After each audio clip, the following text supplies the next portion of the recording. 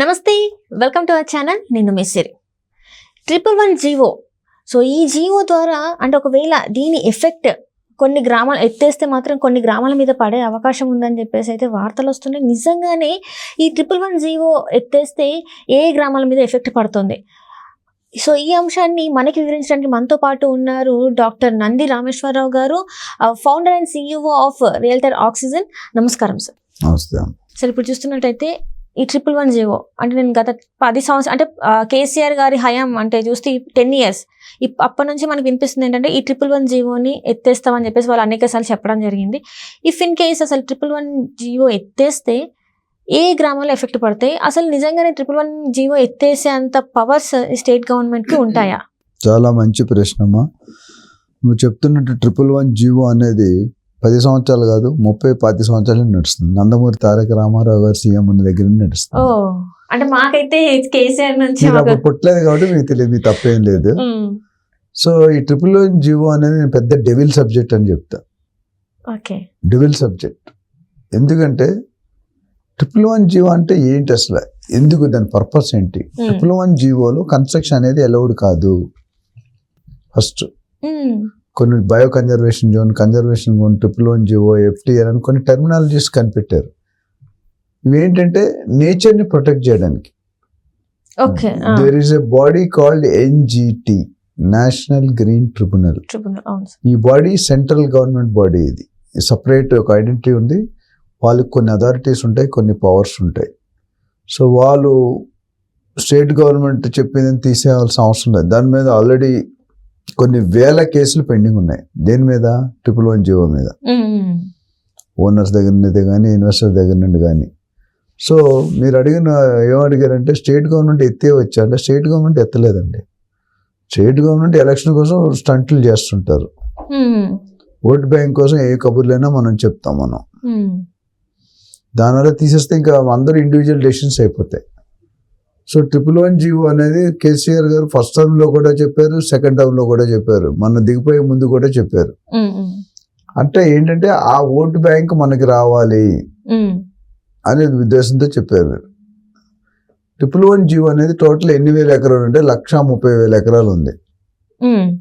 అందులో ఒక 90-95 వేలు లక్ష ఎకరాల దాకా ప్రైవేట్ భూములు, ఒక 30,000-40,000 ఎకరాల వరకు గవర్నమెంట్ అసైన్డ్ భూములు కానీ గవర్నమెంట్ లెవెల్లో ఉంది. ఓకే. సో మీ అందరికీ పబ్లిక్ తెలియాల్సిన మాట ఏంటంటే 111 జీవోలో ఉన్న 1,00,000 ఎకరాలు ఎప్పుడో చేతులు మారిపోయినాయి. 80% ఆఫ్ ద ల్యాండ్ బడాబాబులు, బిజినెస్ వాళ్ళు, ఇండస్ట్రియలిస్టు, రాజకీయ నాయకులు, సెలబ్రిటీస్ వీళ్ళందరూ మార్చేసుకున్నట్టే తక్కువ రేట్లో కొనేసుకున్నారు. ఎంత? మేబీ ఎకరం 50,000 లక్ష కూడా అమ్ముకున్న రోజులు ఉన్నాయి. ఇది చాలా మందికి తెలియదు. సో కేసీఆర్ గారు కానీ గత సీఎంలు చెప్పింది ఏంటంటే 111 జీవో ఎత్తేస్తానే కేవలం ఎలక్షన్ స్టంట్. అక్కడున్న ఆ ఓట్ బ్యాంక్ని మనలో కలుపుకోవడానికి ప్రయత్నం, ఒక అసాధారణ ప్రయత్నం చేశారు తప్ప అది రాదని వాళ్ళకి తెలుసు, సెంట్రల్ గవర్నమెంట్కి తెలుసు, ఓనర్స్కి తెలుసు, బయర్స్కి తెలుసు. ఎవరికి అందరూ తెలియనట్టే యాక్ట్ చేస్తారు. అంటే ఇక్కడ మరి అంటే ఇక్కడ అది రాజకీయ క్వశ్చన్ అని కాదు కానీ సార్, చాలా మంది ఏంటంటే కొనుక్కుంటూ ఉంటారు. కొంతమంది కొనుక్కొని అక్కడికి వెళ్ళాలంటే ఇక్కడ 111 జీవో ఎత్తేస్తున్నారు అని చెప్పేసేసరికి మరి అక్కడ వాళ్ళు కొనకుండా వెనకొచ్చే పరిస్థితులు ఉంటాయి కదా. అంటే అదే మిస్లీడింగ్ అంటారు దీన్ని. పబ్లిక్ని మనం కరెక్ట్గా గైడ్ చేయాలి. ఇప్పుడు ఏమైందంటే 111 ఎత్తేస్తున్నా రేట్లు పెరిగిపోతాయి ఆటోమేటిక్గా. అంటే ఎత్తేయడం అంటే ఏంటి? కన్స్ట్రక్షన్ లేదు, కన్స్ట్రక్షన్ అలో చేస్తారు. ఇంతమంది 10% కన్స్ట్రక్షన్ ఉండేది, ఫామ్ హౌస్ కింద వాడుకోవచ్చు. మొయినాబాద్ వెళ్తేనే చిలకూరు అన్నీ కూడా ఫామ్ హౌస్లు ఉంటాయి. పెద్ద మన సినిమా యాక్టర్లు పేర్లు చెప్పను కానీ చాలామంది సినిమా యాక్టర్లు అక్కడ పెద్ద టాప్ స్టార్స్ అందరూ అక్కడ ఫామ్ హౌస్లో కట్టుకున్నారు. 111 జీవో ఎందుకంటే వాటర్ ప్రూన్డ్ ఏరియా, అంటే మన నేచర్ గ్రీనరీ కావాలి, రిసోర్సెస్ ఆఫ్ వాటర్ కావాలి. ఈ రెండు ఉంటేనే మనం ఇప్పుడు గ్రీనరీ లేదనుకో నీకు ఆక్సిజన్ ఎక్కడి నుండి వస్తుంది? మేము పొద్దుటే KBR పార్క్ వాకింగ్ వెళ్తాం. ఆ గ్రీనరీలో వచ్చే ఆక్సిజన్ వేరు. మార్నింగ్ వెళ్తే నీకు ఆకులు చెట్ల మధ్య ఎప్పుడైనా నడిస్తే స్మెల్ వేరేగా ఉంటుంది, ఫ్రెష్ బ్రీజ్ వస్తుంది. మళ్ళీ 7-8 అయిపోయింది ట్రాఫిక్ స్టార్ట్ అయితే పొల్యూట్ అయిపోతుంది. అందుకని చాలా మంది మార్నింగ్ సూర్యుడు లేకముందు ఎవరైతే సక్సెస్ఫుల్ పీపుల్ ఉన్నారో all of them are early risers అంటాం. సూర్యుడు ఉదయించక ముందు మనం ఉదయిస్తే మనకు ఆ రోజు లైఫ్ బాగుంటుంది. చాలా మంది చెప్తారు కానీ మేము పాటించాం. మనం సూర్యోదయం అయ్యేక ముందు మనం సూర్యుడు ఉదయించక ముందు మనం స్నానం చేసి వాకింగ్ చేసి పూజ చేసుకుంటే your life will change. An idea can change your life. మన టాటా వాడు mobile company idea can change your life. నేను రియల్ ఎస్టేట్లో deal can change your life. ఇక్కడ ఈ స్టెప్ ఆదించండి, ఎర్లీగా లేచి చూడండి, మీకు రిజల్ట్స్ వేరేగా ఉంటాయి, బాడీలో ఎనర్జీ లెవెల్స్ వేరేగా ఉంటాయి. కానీ చాలా మంది చేయరు ఆ కల్చర్లో. సో దాన్ని బట్టి నేను ఏమంటానంటే మీకు 111 జీవో అనేది ఇట్స్ ఓన్లీ అంటే కరెక్ట్ కాదంటారు. ఎత్తేయడం అనేది జస్ట్ టెంపరీ డైలాగ్ అది. అంటే ప్రజల్ని మభ్య పెడుతున్నారంటారా? అంటే ఎత్తేస్తారు అని చెప్పడం వల్ల అంతే కదా. మీరు 10 సంవత్సరాలు బట్టి ఎత్తలేదు మీరే చెప్పారు కదా. 10 సంవత్సరాలు బట్టి అంటారు, మీరు ఎత్తపోతే అంతే కదా. సో మనం ఏ డెసిషన్ తీసుకున్నా ఫేర్ ఉన్నప్పుడే. మనం ఈరోజు టీఆర్ఎస్ ఎందుకు పోయింది? సిటీలో పెరిగింది, అవుట్స్కైట్ మొత్తం పోయింది. So that means 80% people are not happy. 20-25% people are happy. వాళ్ళు ఓట్ చేసి గెలిపించారు. కానీ సీఎంగా ఇప్పుడు ఒక తండ్రికి 5 కొడుకులు ఉన్నారు అనుకోండి, 5 కొడుకుని కరెక్ట్గా చూడాలి. ఒక కొడుకుని చూసి మిగతా 4 కొడుకుని స్టెప్ మాత్రం ట్రీట్మెంట్ అయితే ఎట్లా? అర్థమైందా మీకు?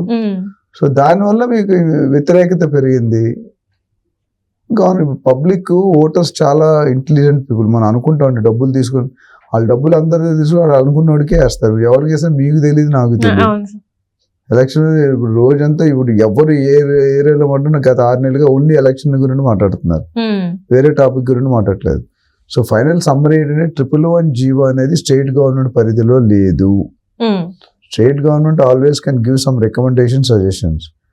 అయితే మొన్న ఎవరో అడిగారు, సార్ ఇప్పుడు రేవంత్ రెడ్డి గారు ఏమైనా చేంజెస్ చేయొచ్చా అండి? రేవంత్ రెడ్డి గారు కూడా స్టేట్ గవర్నమెంటే కదా. కాకపోతే ఒక అవకాశం ఏముందంటే కొన్ని మైనర్ అమెండ్మెంట్స్ తీసుకొచ్చే అవకాశం ఉంది. అంటే ఈ 130,000 ఎకరాల్లో కొన్ని ఎకరాల వరకు కొంతవరకు హై రేజ్ ఇవ్వకుండా కొంత రేజ్ ఇచ్చే అవకాశం ఉంది. ఇస్తారని నేను చెప్పట్లేదు, ఎవరైనా ఇచ్చే అవకాశం ఉంది ఎక్కడైనా మనకి. ఇప్పుడు ఎందుకంటే పబ్లిక్ పెరిగిపోతున్నారు, మనకి పాపులేషన్ పెరుగుతుంది, ల్యాండ్ పెరగట్లేదు. ఆ ఉన్న 111 జీవో ల్యాండ్ మనం వాడుకోలేకపోతున్నాం. మేబీ ఒక 5%, 10%, 20% అలో చేసే అవకాశం అయితే ఉంది. మొత్తం ఎత్తేసే అవకాశం ఇప్పుడున్న సీఎంకి లేదు, రేపు రాబోయే సీఎంకి ఉండదు, పాత సీఎంకి లేదు. So NGT is the final authority. And వాళ్ళకి ఎత్తేయాలంటే చాలా రీజన్స్ జస్టిఫై చేయాల్సి వస్తుంది. అంటే ఇప్పుడు మీరు చెప్పారు కదా సార్, 1,00,000 పైన అంటే 1,30,000 ఎకరాలు అన్నారు కదా, ఇవి ఏ ఏరియాలో ఉన్నాయంటారు సార్? మరి మీకు ఏమైనా ఐడియా? చుట్టూ అండి, హైదరాబాద్ చుట్టూ ఒక దగ్గర ఉండదు, టోటల్ తెలంగాణలో వచ్చే ఏరియా చెప్పారు వాళ్ళు. Okay sir. డెఫినెట్ గా తెలంగాణ బార్డర్కి వెళ్ళక్కర్లేదు. సో మీకు డిఫరెంట్ మీరు ఓవరాల్ ఎప్పుడైనా ఎక్కితే మీకు లెఫ్ట్ రైట్ ఏముండవు. చూసారా, బిల్డింగ్స్ కనిపిస్తాయా? కొన్ని ఏరియాలో కంప్లీట్ ఓన్లీ గ్రీనరీ ఉంటుంది. సో అలాంటి ఏరియాలు కొన్ని డిక్లేర్ చేస్తున్నాయి అన్నమాట. కంటిన్యూ ఒక దగ్గర ఉందని చెప్పిన ఇటు విస్తీర్ణం అలగ్ ప్లేసెస్ లో ఉంది. అది గవర్నమెంట్ రికార్డ్స్లోకి వెళ్తే మనకు తెలుస్తుంది ఏ ఏరియా 111 జీవో కింద వస్తుంది, ఏ ఏరియా రాదనేది మనం చెక్ చేసుకోవచ్చు. అందుకని అక్కడ వెంచర్స్ ఏమైనా వేసుకుంటే ఫార్మ్ ప్లాట్స్ వేసుకుంటారు, ఫార్మ్ ల్యాండ్స్ కింద అమ్ముకోవచ్చు. రెగ్యులర్ కన్స్ట్రక్షన్ కి అమ్ముకోవడానికి వీలు లేదు.